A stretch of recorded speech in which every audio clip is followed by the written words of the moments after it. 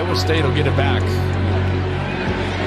Quick work by their defense after scoring the touchdown to make it one score again. And Flora, the turnable punt, out of the first search. He's got space, cuts it back. There goes Flora, the walk-on with a huge play to give Iowa State the lead. Picked off, go the other way, and Elijah Davis will not come back. 65 yards. We tried to tell you, these corners are ruthless. One more out. Swung on and missed. Got him. Arizona is the 2025 Big 12 champion.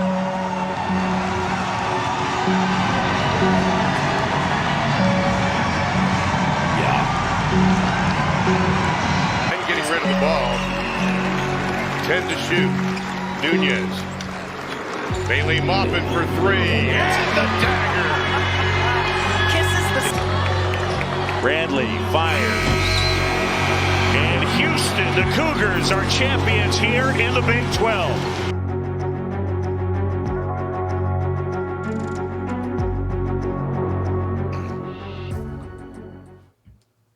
Go Big 12 or go home. I'm Brandon Shanahan, joined as always by Midwest broadcasting legend Drew Russell here on a chilly winter weekend here, but keeping warm with plenty of Big 12 hoops. Drew Russell, how are we doing?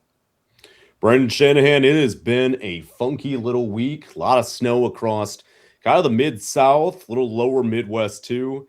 We got about 8 inches in my neck of the woods. It was kind of glorious. I've been enjoying the warmer winter, but I'd be full of it if I didn't enjoy one good snow. But back to 40s and 50s next week. I got to get back on the golf course eventually. Yeah, we had some snow flurries this morning, which is, I think, the peak of winter weather, because you get the ambiance and the peace that comes with the snowfall, but it's also not like too much snow where you got to deal with it the following week. So it's a Hallmark movie looking like here in Hastings, Nebraska.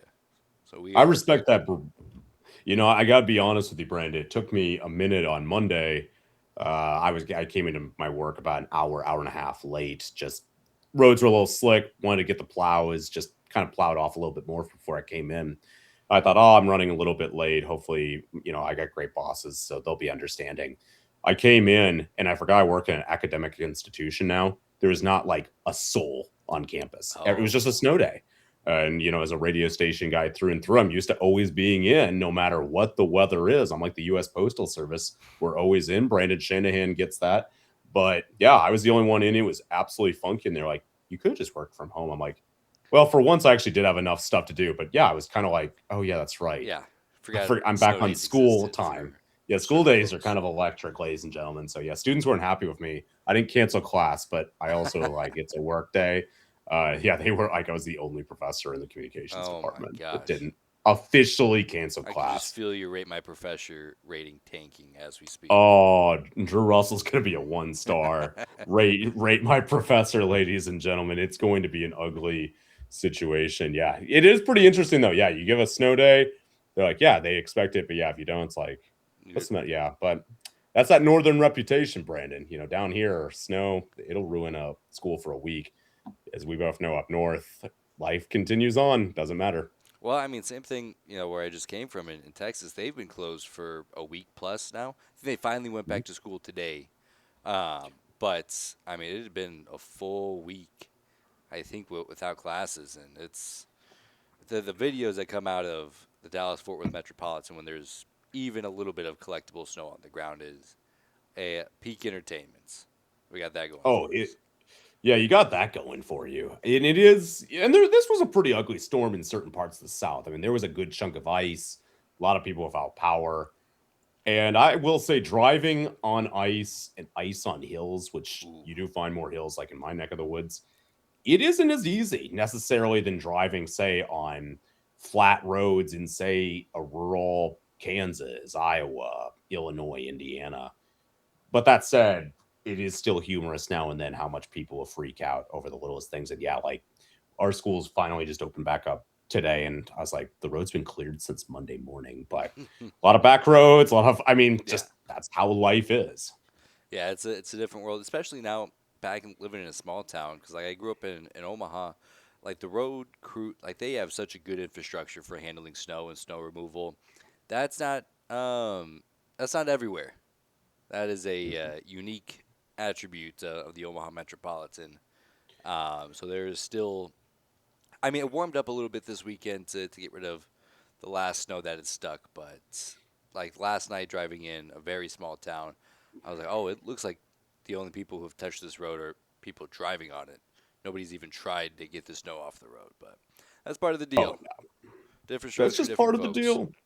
You're darn right on that one, Brandon Shanahan. And I do, you know, for people who aren't comfortable with driving, like I fully support that. I'll defend that. I get it. But it is important to hopefully be willing to take chances now and then too. So, but shout out to the snow this week. It was actually great snow. It wasn't too icy in my area. It was easy to shovel, pretty fun to ski on, do some sledding, and be the least popular professor in the communications department for the week. So yeah, I just checked off all the boxes. That's what we're here for. And big weekends in sports, conference championship games align. I do have a question for you as a Minnesota Vikings fan. Um, Now the trend when a quarterback has a poor performance has shifted from getting nined to C.J. Stroud kind of taking the brunt of that. Do you feel any sense of relief, or do you think this is just temporary from nine? I get the feeling it's temporary, but see, it's like if you're a QB and play bad, you're gonna get joked about no matter what, right? Nathan Peterman never went out of his way to try to be joked about, but when you throw 5 interceptions in one half, you're going to get jokes cracked about you. That's guaranteed. Is different about nine specifically was again that stupid alter ego. And like he built a big target on his back, right, Brandon? Like that's the thing. You can't build a target like that on your back. And that's what CJ Stroud, no, that's what CJ Stroud did as well. That I think about, he had a great rookie year, right? Excellent rookie season. I think viewed as trending a very high trajectory in the NFL. And I remember early in his second season, they had an early season game against the Bears. Caleb Williams was just starting out, rookie QB, and he went up to like Caleb Williams and like it almost looked like, I mean, nothing wrong with giving advice and stuff like that, but he almost looked like he was trying to mentor him, like, hey, Yeah. like had all these words of encouragement, which is great. Like, I want to make it clear. I think it's great that we're like mentoring each other, all of that. At the same time, I'm like, I don't know, man. This is really early in your career to do that. Kind of faltered throughout his second season, had a pretty disappointing third season, considering that Texans defense alone was actually a Super Bowl, at least appearance worthy defense. They were pretty filthy for a good chunk of the season. There's a reason they had a double digit winning streak. And yeah, he built, I think, that target on his back, unfortunately. And I don't think people have forgotten about it. That's just the world it is. So you're always going to get mocked if you're a quarterback or player, no matter what, even if you keep your head down. But that target gets so much more worse the minute you talk. Always. And it is funny, C.J. Stroud seeing that kind of trajectory. It feels like we're kind of seeing the 2.0 version of Sam Darnold and Baker Mayfield, where it's like my friend Shay and I, this was the most heated sports argument we've ever had, was that 2018 draft class. 'Cause I thought it was insane to take Baker Mayfield at number 1 overall when Sam Darnold was on the board. And immediately I was wrong. He goes out, wins Rookie of the Year, sets the rookie touchdown record, goes and wins a playoff game in Cleveland. I mean, because like every bit of excuse I had for Sam Darnold was always at the New York Jets. Well, he's doing it in Cleveland. So no leg to stand on there. And then all of a sudden things fall apart in Cleveland, and Baker eventually ends up being Sam Darnold's backup. So all right, I'm back in the driver's seat. We've won. We're back on top. And then Baker Mayfield goes and has this MVP kind of season in Tampa Bay while Sam Darnold's still going from stop to stop. And now Sam Darnold's in the Super Bowl. So who won that argument? I don't know. Nobody knows. And that's kind of what it felt like with C.J. Stroud and Bryce Young was immediately. It was such a no-brainer. How can the Panthers trade all those picks to the Bears, eventually another number 1 overall draft pick, to get this worse quarterback than C.J. Stroud to take the wrong guy. And then now all of a sudden Bryce Young's in the playoffs. He's looking like he's trending up. He's had some really good moments this year. So I don't know, fascinating development. But any pressure lifted off of Minnesota Vikings fans is a win for me. And every week it seemed like there was a new quarterback getting nined. And I'm excited to see the torch passed to the to the next generation. Would love to I see am a curious. post-game handshake with J.J. McCarthy and C.J. Stroud, where J.J. McCarthy is giving that big brother treatment to C.J. Stroud, like, hey, keep your head up. Things are going to get better. No, you have a point though, Brandon. I mean, we need to talk Big 12 eventually, but I do want to ask this: our Super Bowl matchup, Sam Darnold versus Drake May. Sam Darnold really is a remarkable story of perseverance. For a guy that looked like he was completely done, Who was a backup 4 quarterback years 2 ago. years ago? To Brock Yeah, Purdy. he was signed in Minnesota as a bridge guy. Maybe start a month before J.J. McCarthy took over.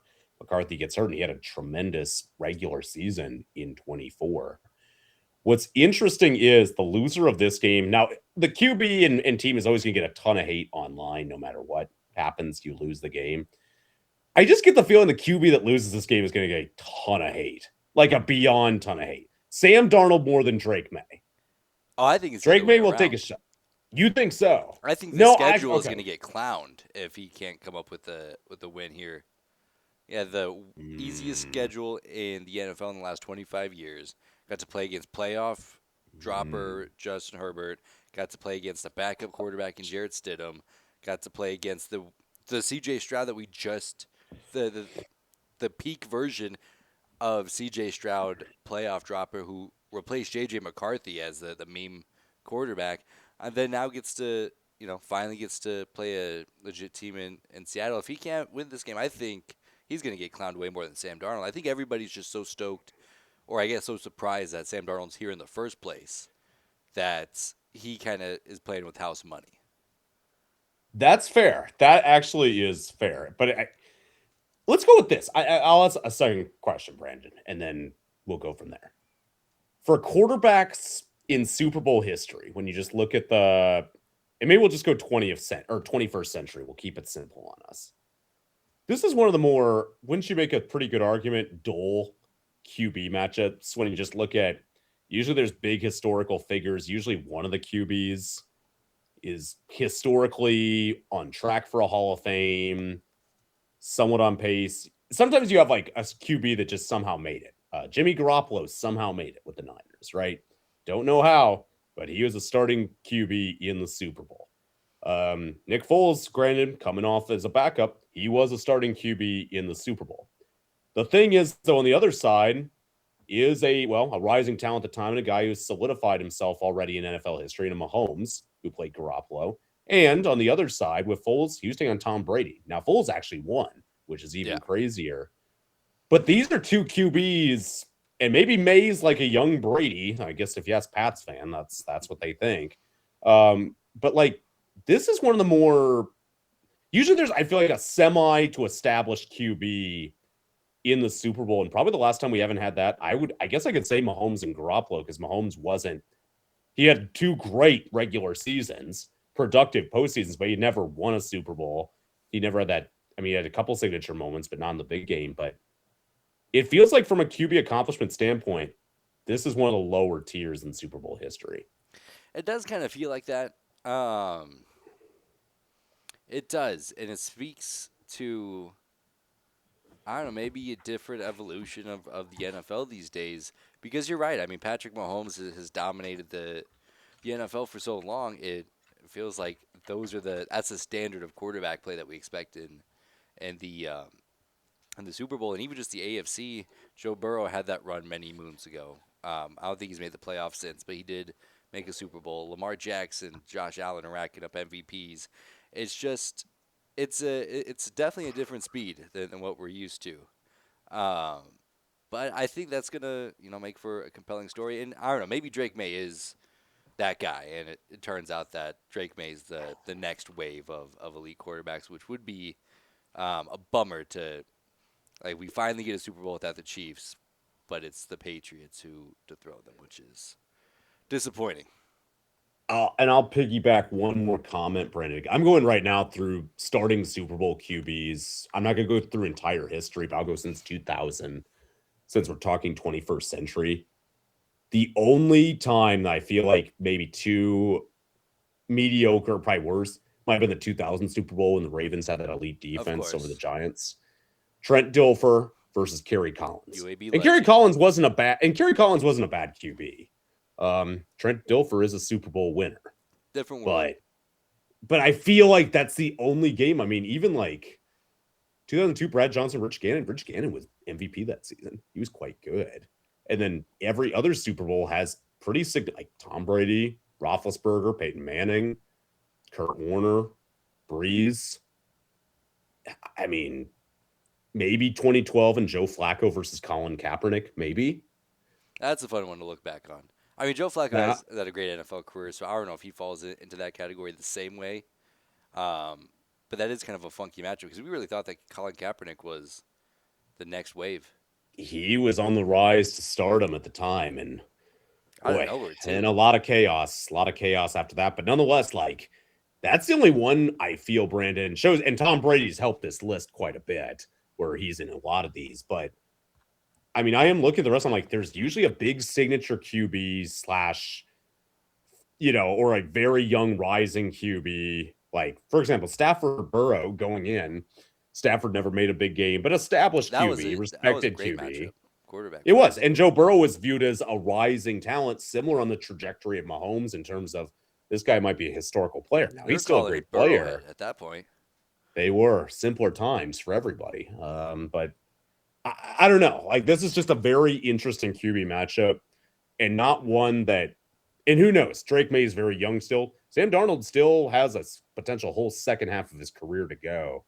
But this one just is a different QB matchup where neither one of these guys, I feel like, May's a rising talent, and I think Darnold's a talent. Just, it's a different energy on this QB matchup. It is. Also, fun fact about Burrowhead, that was the first time I had to explain an emotional hedge to my now wife. She's like, you just lost a bunch of money on the Chiefs losing. I'm like, yeah, but I won. I consider that my charitable donation to the football gods to not let Patrick Mahomes win another Super Bowl. Then he won 2 more after that, so maybe I should have just been rooting for the Bengals. Who knows? But, yeah, interesting matchup. The Broncos lost, which was it was a weird feeling because kind of felt like we were playing with house money for a while.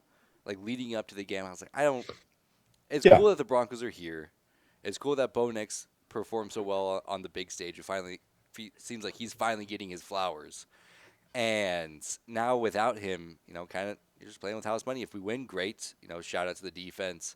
Jared Stidham's got to make some throws, and then the game started, and then it was right back in the trenches. As soon as he hit that big throw to Marvin Mims in the first quarter, I was like, okay, we're actually back. Bo Nix is going to get slandered as a system quarterback. Whatever, that's fine. But we're going to the Super Bowl, and then they didn't score 1 point after that, so that was disappointing. Yeah. Had the ball with the chance to win, and then throws the biggest meatball sandwich I've ever seen in my life to Christian Gonzalez for the Patriots. I mean, my gosh, I would love to ask him, like, have you ever had an interception that easy? But that's the world we live in. No, and you know what? It's fascinating, Brandon, because I'm with you. Like, going in, I'm thinking about Broncos are playing with house money. And then, again, your brain just kind of starts to change throughout the game. You're like, okay, how often do you get these opportunities? Yeah. Like, yes, you're the underdog, but you're still at home. You have a great defense. And you had a quarterback that was hot in the first half and played, I thought, in general, respectable outside that bad pick at the end for a guy that was coming off the bench. That said, yeah, I mean, there was just, I think, coaching decisions that hurt you. And there's a lot of complaints of when the weather kicked in second half, and no question clearly had a heavy impact for both teams on the game.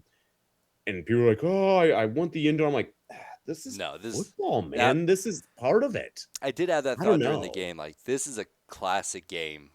I need the Broncos to win this because it's such a classic snow game Or it does get a little bit. I mean, it was pretty ugly before that too. So let's not give Drake May a pass for not putting up 300 yards. But yeah, it's just a classic snow game, and it was a classic. The Patriots won, but it was. I thought that was great football. I thought that was such a great watch. I think it'd be different if there were many games like that. If the entire playoffs were played in the snow, that'd be a bummer. But to have that one-off, the AFC Championship game, it started off fine conditions and then immediately turned into a blizzard in the second half. I thought that was just the perfect snow game, and that's exactly why I'm very much pro indoor stadium or pro outdoor stadiums. Yeah, I don't know. I mean, and who knows what the future of the NFL looks like regarding those type of weather games, because clearly they're trying to make sure all the games are more, let's say, similar climate across the board, especially at those northern cities. And yeah, if you're going to a game and it is -10, it's brutal. It's Somebody who's done it, it is not the easiest. But at the same time, like, this is part of football. And if people are willing to still go out and show up, if there's like a bunch of empty seats and it's -10 and it's a playoff game, yeah, you probably as an organization should reevaluate, like, maybe we should do a climate controlled stadium for your fans. Or if it's playoffs, maybe you need to leave your market if they're not going to show up. At the same time, though, I don't know. Football, I feel like, was meant to be played in any elements, and I'm not anti-dome. Like, there's some great domes in the NFL that I have no problem with. And even though I hate teams like a Packers or Bears, but I respect their old school outdoor stadiums. I do. I think it is good for the game. And I don't know, Broncos, Chiefs, all of them, who knows what that open air and non-open air looks like in the future. But I think it's part of the game. But that's just me.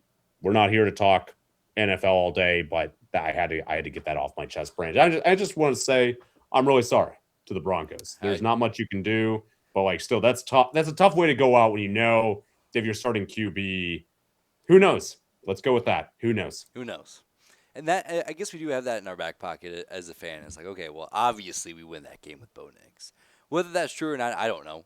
But we have that at least. We have that crutch that we can use online at least. Yeah. So that's all you can ask. I mean, that's all you can ask. I don't know. But nonetheless, I can't help but look at this graphic you've pulled up, Brandon Shanahan.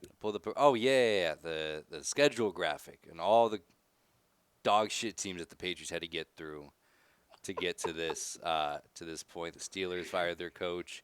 They played the Panthers. By the way, that game would have been played at Foxborough if they just didn't lose to the Raiders, who were picking first in the NFL draft in the spring. So Tennessee, Cleveland, Atlanta, Tampa Bay, and New York firing both of their coordinators. The Giants twice. Or not twice, but the Bills twice. Also, real quick thing about the Bills, now that we're on NFL talk, how they handled that coaching change was crazy. Hearing from ownership, yeah, I think it's nice to hear from owners every now and then, but sometimes you understand why they don't talk as much. Because in the same press conference, he said, "Well, we fired Sean McDermott because of the Broncos game. You got to win that game. You can't keep wasting Josh Allen years, but that's the game that made our decision for us." Then in the same couple of sentences, he's like, "Okay, also that was a catch. The refs blew it." I'm like, well, which is it? So are you telling me that you fired? By the way, Sean McDermott, the most successful Bills coach of my lifetime, you're firing that guy because the refs blew it?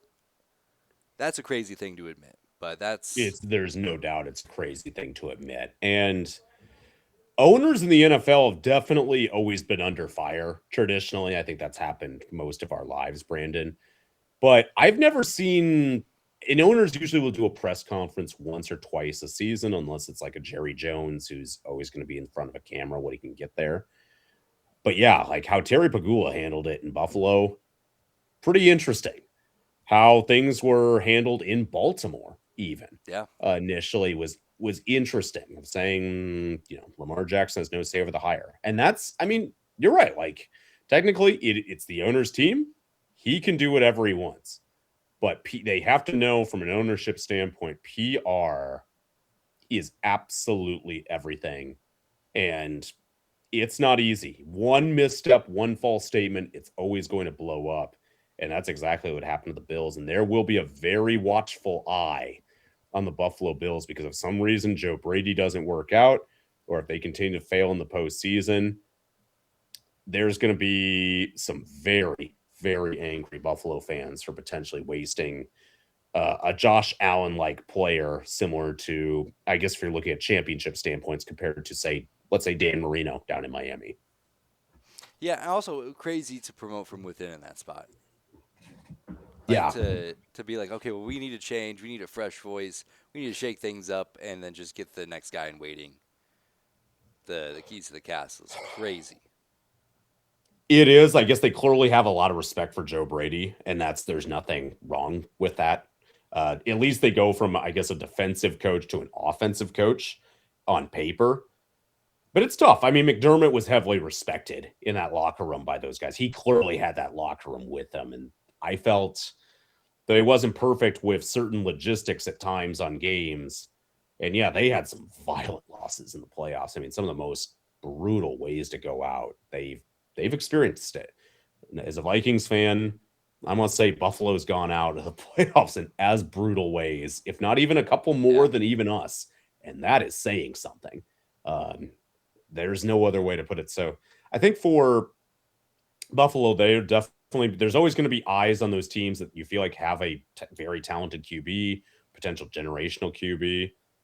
And Buffalo better find a way to get it done, I think, with Brady. Otherwise, that one's going to be under fire. One thing funny about the Pats schedule, quick, I'll say too, Brandon, Bengals should have fired Zach Taylor, in my opinion. That's the funniest part. He's like that one also should have said fired. There are about 3 other jobs I could say they probably deserve maybe 1 more year or something. Zach Taylor deserved a firing. I couldn't, but Bengals kept him. Easy line to put right on this graphic. But anyway, whatever. Not important. So that's all I got, Brandon. Well, NFL not the only thing that happened last weekend. A ton of good Big 12 hoops throughout the league. Some of the games that we had highlighted going into the weekend, Houston and Texas Tech. Texas Tech getting the win in Lubbock. What turned out to be a great game. BYU running away from Utah there. It felt like they were in control the whole time. I brought up concerns like, is this a look-ahead spot? It's a rivalry game. How much does that weigh into it? Not at all. They took care of business. The gap there is so big that it's no look-ahead spot there. A game that I don't know if we talked enough about, but TCU on the road in Waco beating Baylor by 7.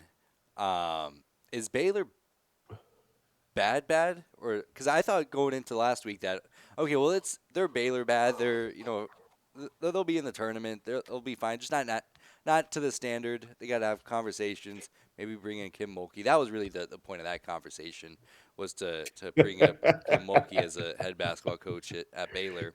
But then you lose at 7 by 7 at home to a TCU team that's a middle of the road Big 12 team. I like what TCU's doing, but certainly a game that you got to get if you're Baylor, and they let it go.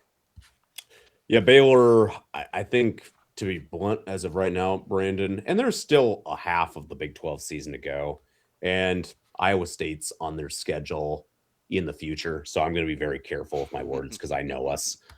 I will just say this. They're not good right now. I think that's a safe statement at the very least.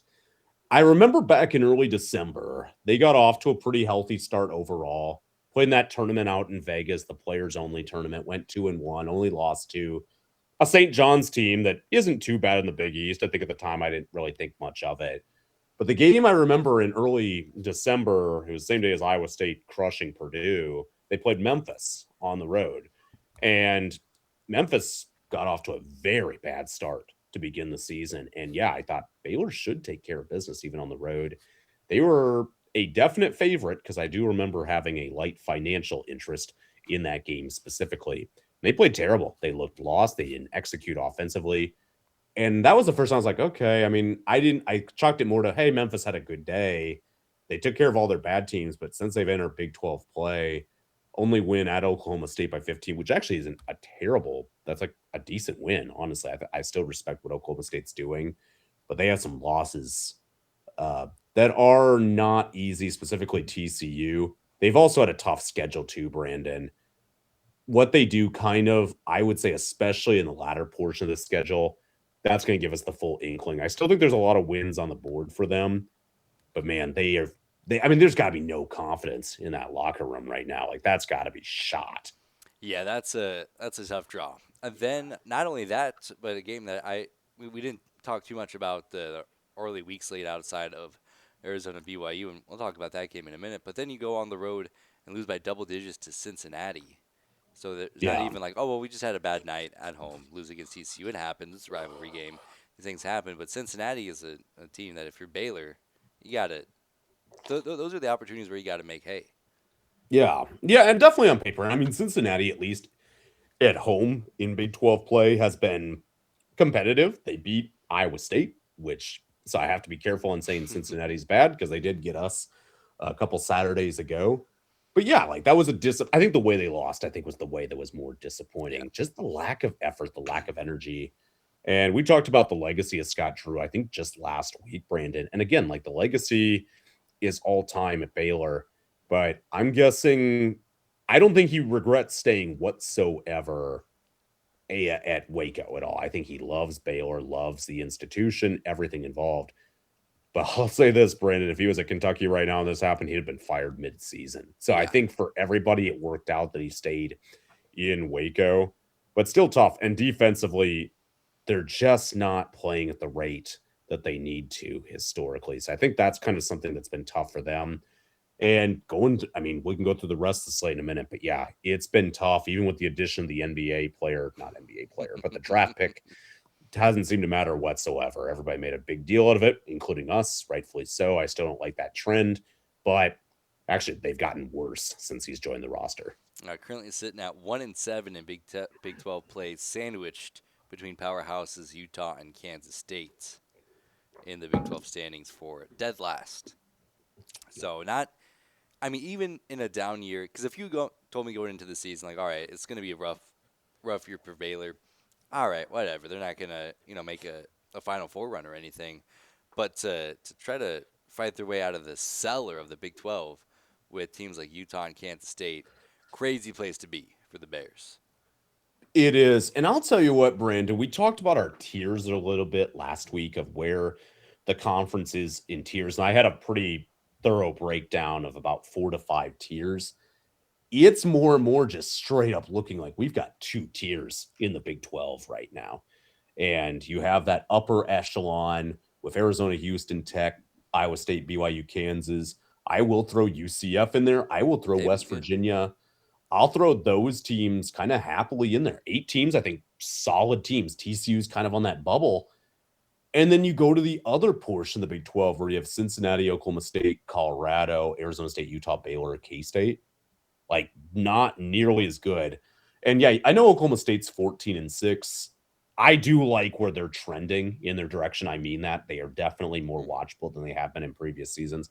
I'm still not comfortable yet putting them with that first group for sure. But they have some work to do. But I mean, there's just, I feel in general, 2 pretty clear tiers of where this Big 12 basketball team is right now. And that's something I think that's been different compared to these last couple seasons compared to, say, the previous 10 to 15 seasons where when it was a 10-team league, I'll tell you, Brandon, there were rarely off nights where you felt like you could take a night off. And even the teams that were an 8, 9, or 10 seed in the Big 12 tournament, I thought actually had glimpses or decent stretches throughout the season where they weren't an easy out, especially at home. That just isn't been the case as much so far on this Big 12 season. Now, there's still a lot of hoops to play. There's still a lot of parity, I'm sure. But it does feel like we have 2 very clear tiers of like teams are quality, good, going to win at a good rate at home, take some on the road, and then teams that hopefully they can take a few at home, but they're not going to win on the road much. And speaking of tier talks, that kind of brings us to the next matchup I wanted to spend some time on, and that is the one that we highlighted big time, Arizona and BYU, because it does feel like if you are going to add another tier, into this league. It's one is Arizona in a tier of their own. That's a big win on the road in Provo. They've looked It is. like a wagon all season long, and that's a elite win. And then also, could you cut it off after that BYU team to create a third tier there for that top team? But it also depends on how you feel Yeah. about BYU at this point. So how did that match up? And I guess BYU's weekend as a whole um, kind of leave a taste in your mouth about the Cougars. Yeah, that's a great question, Brandon. And I'm not saying there aren't little tiers even built in amongst those top teams or those lower tier teams, but it does feel like you've got the two decently defined right now. In terms of that game specifically, I mean, first off, what a great college basketball game. Wildly entertaining. Arizona had the lead the majority of the game, but man, BYU fought. But Braden Burry's a good player. His block at the end was incredible. He had 29. Bradley had a gigantic night where they had 26. The thing that Arizona has is they've got a little bit of depth, but those starters are the one that are going to be doing the majority of the lifting throughout the season. Multiple guys in double figure scoring on average. They're a good program, and they kept that BYU crowd out of it for a good chunk of the night until the very end. For BYU, again, no shame in losing to Arizona, but boy, the way that they struggled and were sloppy throughout, and then finally were able to kind of, dare I say, wake up at the end, that's when you feel like you're frustrated just a little bit more. Again, I love this team. Saunders, Davis Jr., they're both tough. They have both teams have about 7, 8 guys that they can rely and depend on. But Arizona continues to prove that they are an absolute force, Brandon. It's fun to watch. Like they're just a very fun physical basketball team. More than likely, they'll be, if they keep this trend up, they'll be a 1 seed clearly, but I think they'll be a top 2 seed in the NCAA tournament. I feel comfortable saying that already. And they're going to be a tough out because they have depth, they can score. Defense could be lacking now and then, but Tommy Lloyd, this is his best team since he's gotten to Tucson.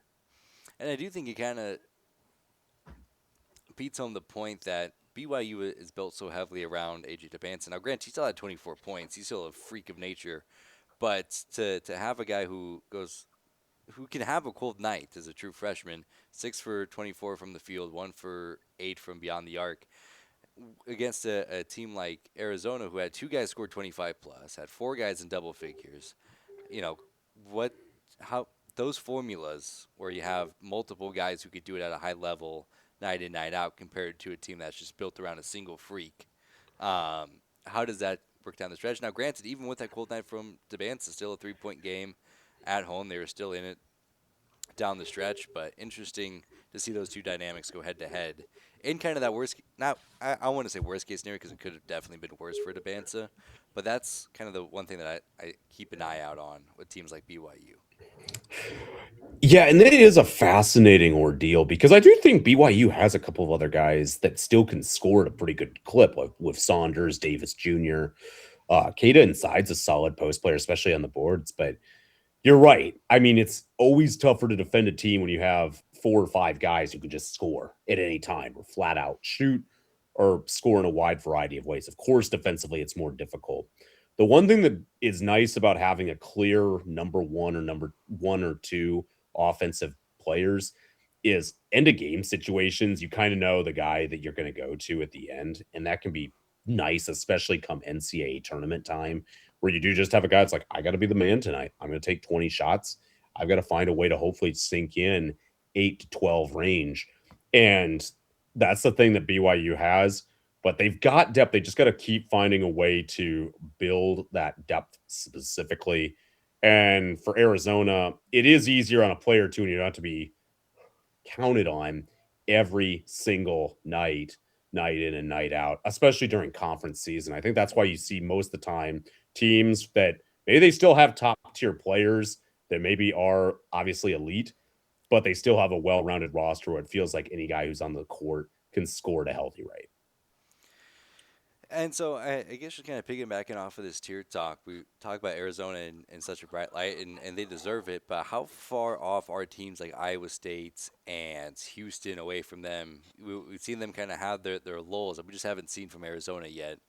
I guess that would be the conversation with if Arizona is in their own tier. how far away are teams like that from Arizona and that true national title contender?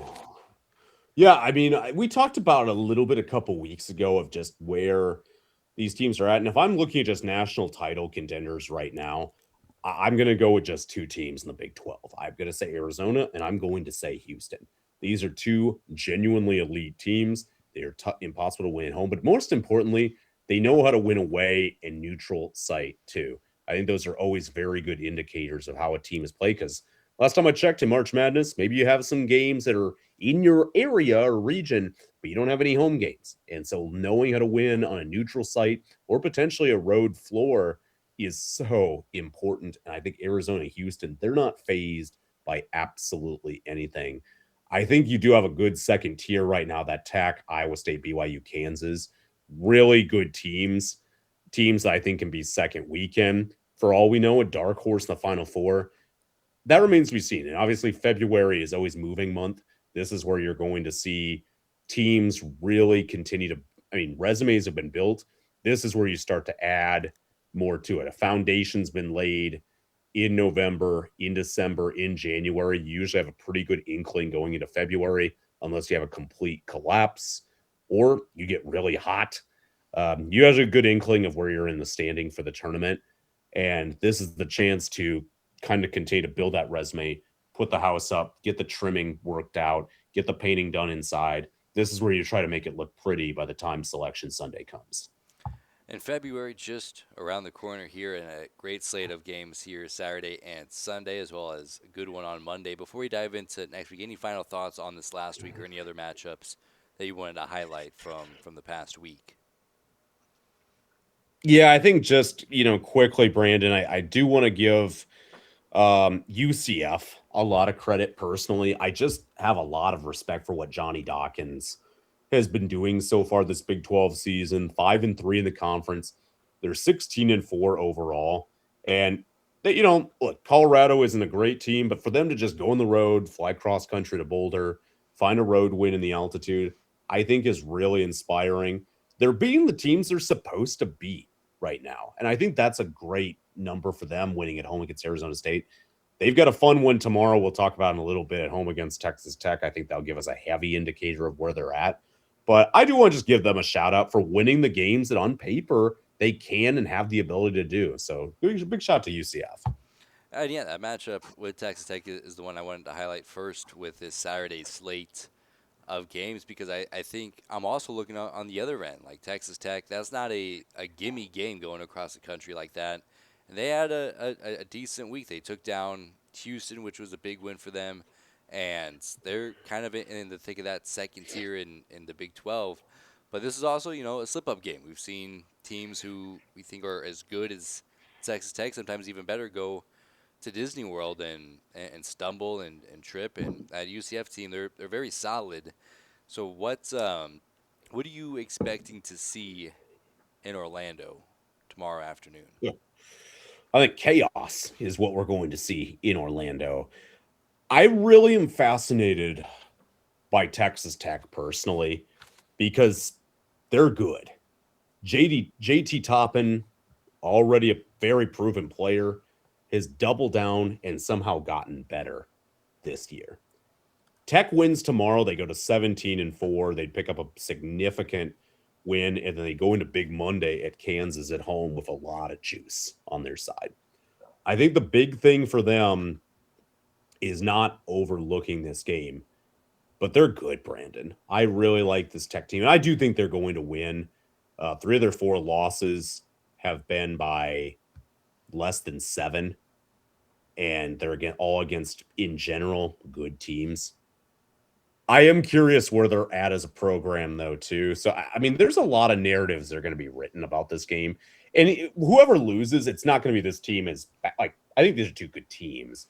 But this is kind of a game for, I think, Texas Tech to kind of prove, yep, we're a good team and can pick up a nice road win. If you're UCF, look, you still haven't picked up a signature Big 12 win.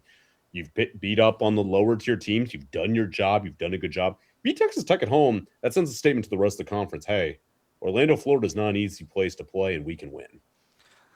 Another game I wanted to highlight on, kind of on the other end of the standings in Oklahoma State and Utah, because I'm with you. I'm very impressed with at least the trajectory of Oklahoma State. It seems like we were really talking about them as true bottom dwellers a couple of years ago, and last year what wasn't too great for the Cowboys either.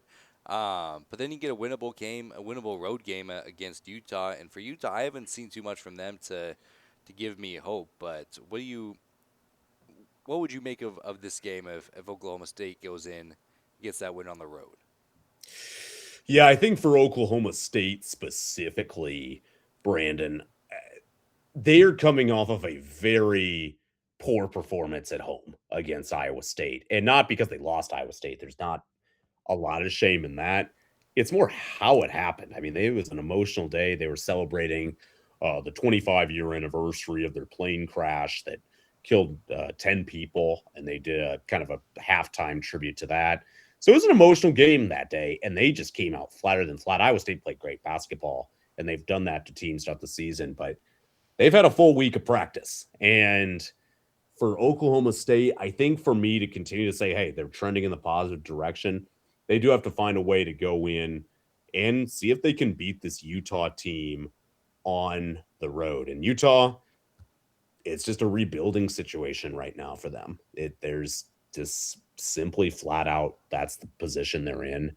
But if you're Oklahoma State, like, you've had a full week of practice, you're coming off of a very disappointing game, what that energy looks like will be very interesting. And a bit of a long shot here, but Arizona making the short trip to Tempe to take on Arizona State. I know that crowd is going to be ferocious. And obviously, we talked about Arizona being a wagon. If there were to be an upset in Tempe in that rivalry environment, what does that have to look like? Is that possible? Is that in the same world that we live in today? I mean, it's asking a lot, Brandon Shanahan. But hey, you know what? Bobby Hurley's been through a lot in his life as a player and as a coach. So he's not going to be too fazed by it whatsoever. Rivalry games are, of course, very, very bizarre. I don't know if Arizona State's got the horses, to be brutally honest with you. And they've struggled to defend their home court in conference play already. But anything can happen. They do have a win over Oklahoma. That means something. We'll see how it pans out. But I don't love Arizona State's odds. I would feel comfortable picking Arizona, but we both know rivalry games are so stupid, Brandon, and we love it for that. And obviously, as we get into February, we'll start talking scenarios. Well, if this team wins and then this team picks up a loss and this team goes down, here's how the standings go out. But one scenario that I'm fascinated on by this weekend is Utah, a winnable home game against Oklahoma State this week. Then Baylor heading on the road to Morgantown. It doesn't feel like we're too far off from heading into Sunday with Baylor being in dead last in the Big 12 before Kansas State plays, of course. They'll probably join them after playing Iowa State. But for a brief moment, as the calendar turns to February, Baylor would be in dead last place with that very seemingly realistic scenario. Is that on the table? No, it's obviously on the table, and I think it's going to happen, actually. I don't see a path where they don't go to Morgantown and win, especially since West Virginia is undefeated at home so far this season at 13-0. I don't think that'll change. And it is pretty wild when you see that Baylor and then potentially Kansas State, too, that's going to be joining them on Sunday.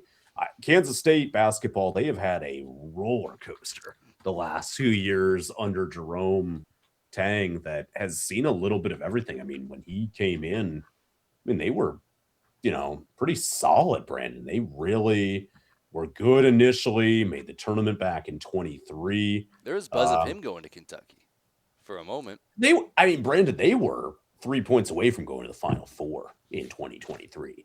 They were close. And lost to Florida Atlantic, which that was a good team. But that said, they've been bad since then. By their standards, they've been bad. And they are not trending in the correct direction.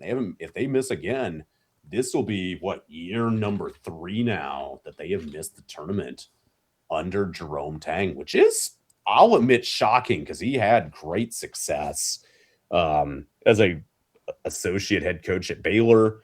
Widely respected move, had a good first year in the Big 12, but looking at his numbers now, Brandon, yeah, he's got a losing record in the Big 12. His winning percentage is just 57%, which K-State, I'm not saying they have high expectations, but they do have success historically. Yeah, they put resources into So, that program. It's not like we're just a football school, basketball is such an afterthought. They want to win on yeah, the hardwood, and they haven't gotten it done. no, they haven't. And that's, I think, what's surprising. But yeah, it hasn't been pretty right now for K-State. And yeah, they could be joining Baylor. Then the big matchup on Saturday, BYU and Kansas. In Kansas, how do you see this one shaping up? Just a fun matchup. I mean, you have two tremendous freshmen. That's the one that's going to get all the hype. I'm curious what the supporting cast do more. I think BYU still has the better supporting cast compared to KU. But I think the home court difference is advantage is going to be the difference for KU. But really good matchup. One that if BYU wins, it might not get as many eyeballs historically since KU on paper isn't as strong this year. You know, they've rebounded rather nicely the last 2-3 weeks. But it will definitely draw some eyeballs. And for KU, they've been dealing with a lot, not just from the injury standpoint, but also Bill Self kind of going through some medical stuff. That's kind of added up for them too. So a lot to keep an eye on, but that's a game that's can't miss TV. Without a doubt. And then Monday, as the calendar flips back over to February, Kansas, another great matchup on the road in Lubbock. We just saw a very good Houston team not be able to pick up a win there. What do you think that game is going to look like? Late night tip off on a Monday night in West Yeah, it's going to be a Texas. funky. I know it's going to be funky, Brandon Shanahan. That's what I know. And I really believe that for Texas Tech, they win on Saturday. Good vibes. I think they take care of business on Monday. Big games these next 2 games in 3 days for both of these programs. So it will be fascinating to see. But I am polling. I think Tech takes the next 2 games. So I'll go on the record now. And of course, I'll be wrong and apologize next week. I'd put Tech in a good spot. Yeah. So we'll find out, Brandon. Big weekend in Big 12 hoops. What are you looking forward to the most? Yeah, I think obviously BYU KU is a really good matchup. I think I'm looking forward to that game quite a bit. And you know what? I would be lying if I wasn't keeping a light eye on that Cincinnati Houston game. Not one we talked about a lot. Houston on paper should take care of their business, but Cincinnati's picked up a couple of nice wins quietly the last couple of weeks. They're still in the lower tier of the Big 12. Just kind of curious where they're at as a program. Awesome, Drew Russell. Well, that's all that I had. Should be a good week of college hoops, even throughout the rest of the country. Top 10 matchup in Lincoln and on Sunday. Who would have thought that Huskers would ever be hosting a top 10 matchup? What a world we live in. What any final thoughts, any words of wisdom as we go into this weekend? Yeah, well, Brandon, I am going to finish out with Fred Hoiberg and the Nebraska Cornhuskers. Obviously, this is a Big 12 podcast, but I will give a shout out to a former Big 8, Big 12 team. Nebraska's legit, ladies and gentlemen. And even though they didn't get the win the other night at Michigan, they proved a lot to me that they more than are deserving of their current ranking, how they've gotten to where they are. Happy for Freddie. I know, and I give Nebraska credit for sticking with him. I wouldn't have blamed him if he got fired. And they stuck with him, and he's delivered big time this season. They're a lot of fun. They can shoot the rock at a high rate. Reminds me of some of those old school Freddie teams at Iowa State. So happy for Hoiberg. Happy, I don't know if I can highly support Nebraska at times outside of when they take on the team out east in our state. But that said, I'm happy for Freddie, happy for Nebraska fans, and I do think this is the year that they will break their drought on not winning an NCAA tournament game. Real quick, just in case there are any Husker football fans that listen, sometimes it works out when you give a coach some time to figure it out. Mm-hmm. Sometimes you just have to let them figure it out. It's a different world, but sometimes you got to let them figure it out. Obviously don't want this to happen. Would it be, as somebody who's not a Husker fan in your seat, would it at least be a little bit funny if Nebraska tripped into like a 1 or 2 seed and then still lost in the tournament and maintained that elite title of only power conference team to not win a tournament game? That would happen to them, yes. That would absolutely happen to them. So it wouldn't be even remotely surprising in a weird way, but you know what? Enjoy it, Husker fans. You have a great basketball team. Enjoy it. All right, signing off here from Go Big 12 or Go Home. Any final thoughts, Drew Russell? Have a wonderful weekend, everybody. and you go be the one to count on. And we're clear.